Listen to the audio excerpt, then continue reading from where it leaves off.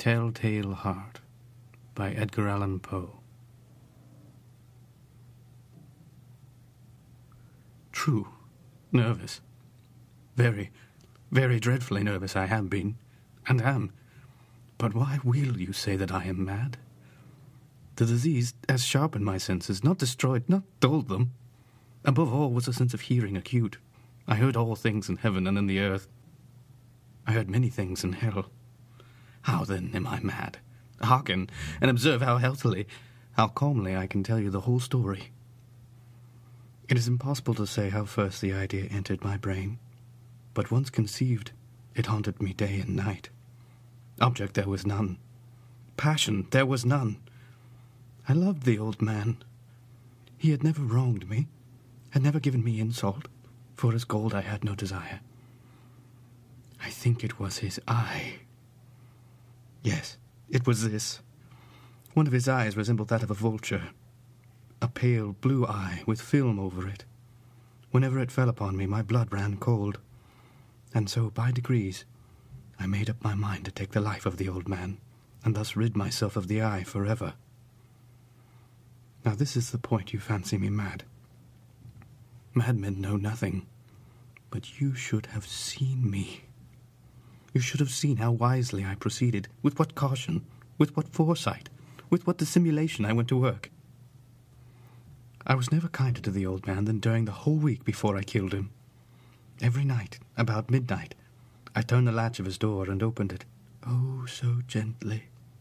And then, when I had made an opening sufficient for my head, I put in a dark lantern, all closed so that no light shone out, and then I thrust my head in. Oh, you would have laughed to see how cunningly I thrust it in. I moved it slowly, very, very slowly, so that it might not disturb the old man's sleep. It took me an hour to place my whole head within the opening so far as I could see him as he lay upon the bed. Would a madman have been so wise as this? And then, when my head was well in the room, I undid the lantern cautiously. Oh, so cautiously, for the hinges creaked. I undid it just so much that a single thin ray fell upon the vulture eye. But I found the eye always closed, and so it was impossible to do the work, for it was not the old man who vexed me, but his evil eye. And every morning, when the day broke, I went boldly into the chamber and spoke courageously to him, calling him by name in a hearty tone, and inquiring how he had passed the night. So you see, he would have been a very profound old man indeed to suspect that every night, just at 12, I looked in upon him while he slept. Upon the 8th night, I was more than usually cautious in opening the door. A watch's minute hand moves more quickly than mine did. Never before that night had I felt the extent of my own powers, of my sagacity. I could scarcely contain my feelings of triumph. To think, there I was, opening the door, little by little, and him not even to dream of my secret deeds or thoughts. I fairly chuckled at the idea, and perhaps he heard me, for he moved on the bed suddenly, as if startled. Now you may think that I drew back, but no. His room was as black as pitch with the thick darkness, for the shutters were closed, fastened, through fear of robbers. And so I knew that he could not see the opening of the door, and kept pushing on steadily. I had my head in, and when I was about to open the lantern, when my thumb slipped upon the 10th fastening, and the old man sprang up in the bed, crying out, "Who's there?" I kept quite still and said nothing. For a whole hour I did not move a muscle, and in the meantime I did not hear him lie down. He was still sitting up in the bed, listening, night after night, hearkening to the death watchers in the wall. Presently I heard a slight groan, and I knew it was a groan of mortal terror. It was not a groan of pain or of grief. Oh, no! It was a low, stifled sound that arises from the bottom of the soul when overcharged with awe. I knew the sound well. Many a night, just at midnight, when all the world slept, it welled up from my own bosom, deepening with its dreadful echo the terrors that distracted me. I say I knew it well. I knew what the old man felt and pitied him, although I chuckled at heart. I knew that he was lying awake ever since the first slight noise when he turned in the bed. His fear had been ever since growing on him. He had been trying to fancy them causeless, but could not. He had been trying to say to himself, "It's nothing but wind in the chimney. It's only a mouse crossing the floor." Or, "It's merely a cricket which has made a single chirp." Yes, he has been trying to comfort himself with all these suppositions, but had found all in vain. All in vain, because death, in approaching him, had stalked with his black shadow before him and enveloped the victim. And it was the mournful influence of the unperceived shadow that caused him to feel, although he neither saw nor heard, to feel the presence of my head within the room.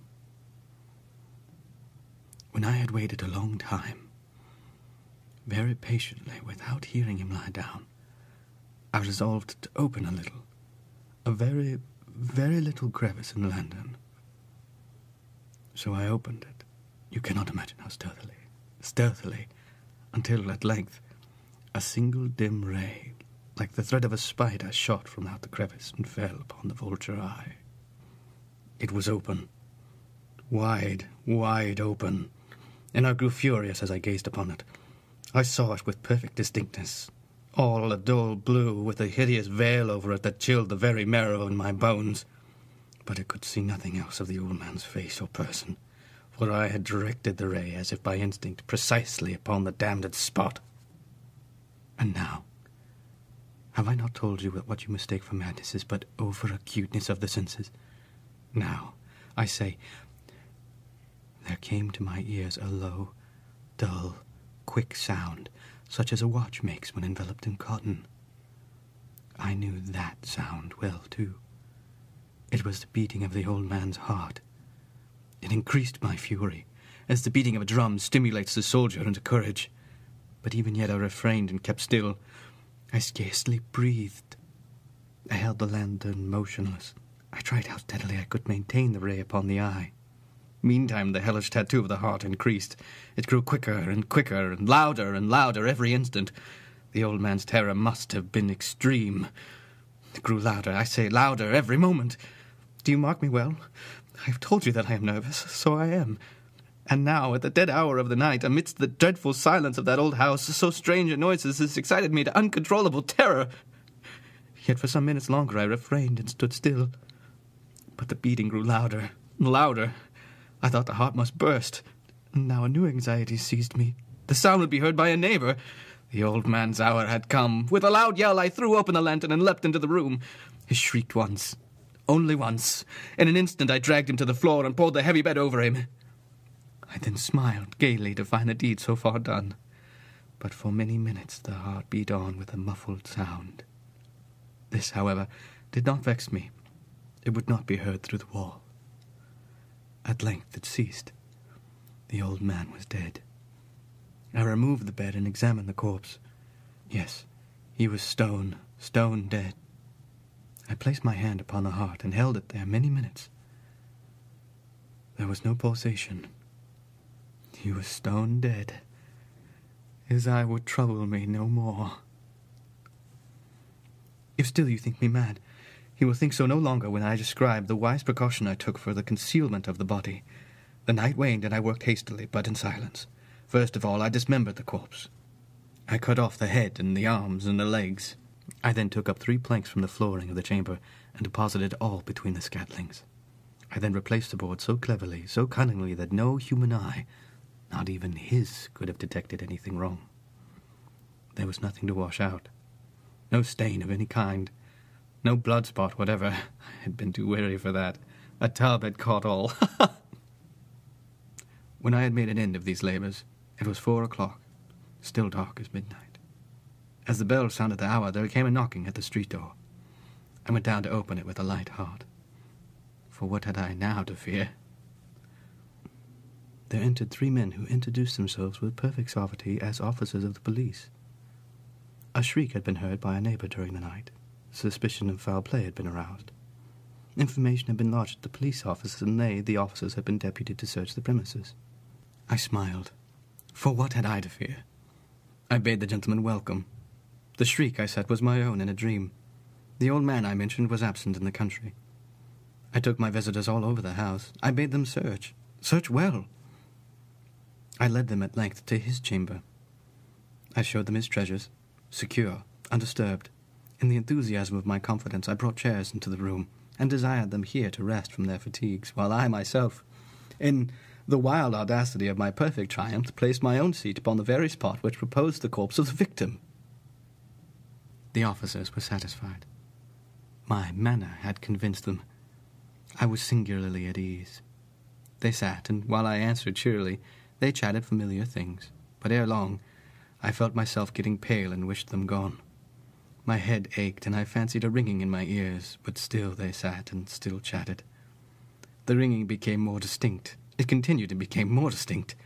I talked more freely to get rid of the feeling, but it continued and gained definitiveness, until, at length, I found the noise was not within my ears. No doubt I now grew very pale, but I talked more fluently, and with a heightened voice, yet the sound increased, and what could I do? It was a low, dull, quick sound, not such a sound as a watch makes when enveloped in cotton. I gasped for breath, and yet the officers heard it not. I talked more quickly, more vehemently, but the noise steadily increased. I arose and argued about trifles, in a high key and with violent gesticulations, but the noise steadily increased. Why would they not be gone? I paced the floor to and fro with heavy strides, as if excited to a fury by the observations of the men, but the noise steadily increased. Oh, God! What could I do? I foamed, I raved, I swore. I swung the chair upon which I had been sitting and grated it upon the boards, but the noise arose over all and continually increased. It grew louder, louder, louder, and still the men chatted pleasantly and smiled.